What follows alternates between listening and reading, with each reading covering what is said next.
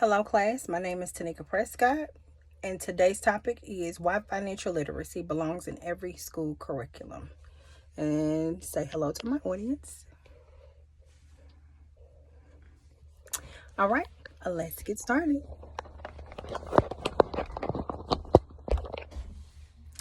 Okay, so it shows that studies have been shown 70% of American adults live paycheck to paycheck, and many can't even explain how to obtain credit, properly use credit, or have a clue about interest rates. We all have used some form of math in our life, but why are our students not being taught how to budget? So it takes me to this subject in reference to my daughter. So my daughter started business and ethics class back in 7th grade. And I remember when we went in to register her for school, this course was the first time it was being initiated. And at this point, students had the opportunity to take it or not. But I told her she was going to take it with no options. So she had no skin in the game.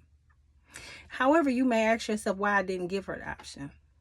And I didn't give her the option because I was giving her something more that she was going to need later on in life. Could I teach her at home? Of course. But children can relate more when they're around their peers. This is why today I'm advocating hard for financial literacy to be required part of every school curriculum. And like many of our young adults, after high school, they experience financial setbacks and hardships because they were not taught the essentials. By the end of my speech, I hope to show you financial education will give our children critical life skills, working to prevent future money struggles and create more responsible adults. So let's further discuss the issues at hand and why the subject matters. Some of the reasons why financial literacy is not being taught in school is because of the lack of trained teachers.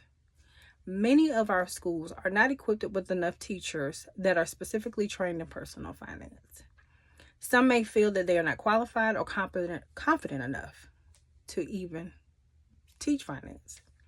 This subject often gets pushed to the side or passed over in favor for more traditional type learning.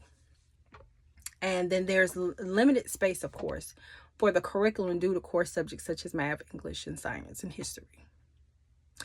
Schools tend to prioritize testable subjects for standardized testing and funding, and many schools are underfunded and do not have the money to develop new programs or buy updated materials.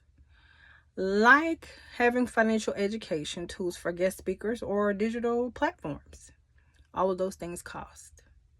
Then we know education standards are set by state or at the district level, and it can take years before it can implement a new requirement to be even added. Some decision makers don't even see personal finance as a core education requirement. And why not? Then we have those children who will greatly benefit that live in low-income communities that are less likely to have access to financial education.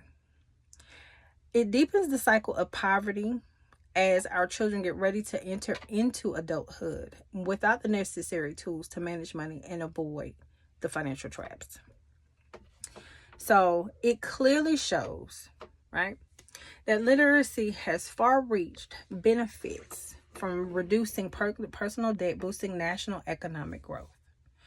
Despite millions of young people still entering an adulthood without the basic knowledge to making some decisions. Without financial literacy, our children will miss out on the learning, how to budget, saving habits, emergency fund planning, learning to invest, and planning for their future.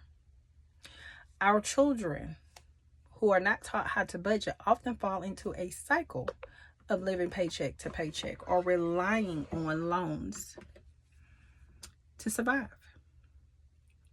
They are often presented with impulse spending, increasing debt, poor financial decision making, misusing of credit, and falling into a debt trap. They will also lack the awareness of knowing about insurance or pension options, understanding investment opportunities such as stocks and bonds, Our children will also miss out on the opportunities for wealth building and participating with business owners in accumulating long-term financial stability and independence. So we say some key studies shows that over 60% of our teachers were in an experimental group, right? That said that the advocating of the financial literacy course in school, and these were teachers who were trained, right? Then we have the 53.2%, I apologize, of the control group, those who, of course, did not receive the training. But they did agree to the financial support, the financial literacy class, right? So it shows that support does exist for financial literacy among our teachers, even without the training. So now, if teachers receive the proper training, they will have a greater understanding of the financial literacy firsthand and more likely push for it to be included in the school system. Experiencing based on learning must be complemented. Financial education and classroom teaching isn't always effective unless it is paired with a real life situation. So how can we tackle and bring about a solution to incorporate financial literacy into schools? Financial literacy should be a requirement to graduate. We could push for legislation at a state level and require personal finance, right, course for high school graduates and work to make it a law statewide. Providing teachers with the proper training and support. How will we do this? So we will start by creating funding to develop workshops and certifications in personal finance for all professionals. We can partner with organizations such as NGPF, which is Next Gen Personal Financing, providing free training and curriculum tools for teachers.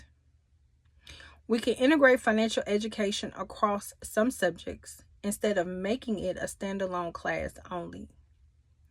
We can incorporate finance into the math, economic, and the health classes.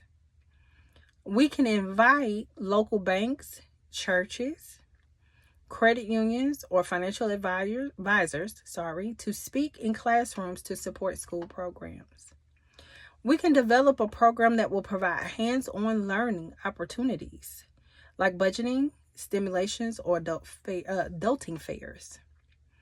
We can use interactive platforms like NGPF, again, that's Next Gen Personal Finance, and Khan Academy to provide engaging online personal finance lessons. Getting our students and parents involved in the knowledge of finance and literacy. We can start a financial literacy club or an elective class in the evening to make it suitable for parents who have hectic schedules. We can host financial literacy night to encourage the learning at home too.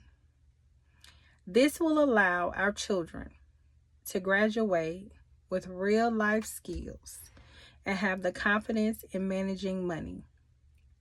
It will also allow them to reduce student debt, fewer bankruptcies down the road, and better credit scores. And this in itself is a very great idea that can actually be specifically offered in schools. I feel that this can start just as early as elementary, not just middle and high school. And the reason for that is because the early the child learns, the more likely it will stick. It's about the thing of it being repetitive, it constantly being spoken. And if you're hearing this constantly, then what happens? More than likely, these things will specifically stick. So we say for it to be available in high school, but why not start it as early as in elementary? Because we're teaching our next generation, right, to come up. So in conclusion, does this call to action sound plausible? Is this something that you can imagine for your child or young adult? Financial literacy is isn't just personal. Sorry about that skills, but it's a survival skill. Ironically, students who need the knowledge the most are less likely to receive further, which widen the gap between financial security and struggle. Despite the proven benefits of financial literacy, better budgeting, smarter investments, and long-term financial stability, most young people around the world will remain financially unprepared. Studies show that this gap is especially wide for the youth and low-income communities. Without this education in these areas, young adults will fall short. We want the next generation to thrive, not just survive. And we must work together to see them succeed successfully in this life. We cannot allow them to fall by the wayside because as parents and leaders, we don't learn enough about financial freedom. And many young people will leave school knowing how to solve X, but not how to file taxes, avoid credit cards and debts, or save for retirement. As a community, we must push for the curriculum change. Nothing gets done by being quiet, and parents can now start by having these financial conversations at home. If we truly want to prepare our students for the real world, we need to stop ignoring the skills that every adult needs and push for it to be taught, because a generation that understands money is a generation that thrives. We must understand that change will not happen overnight, but the point is to get started, and it starts now. Thank you all for watching.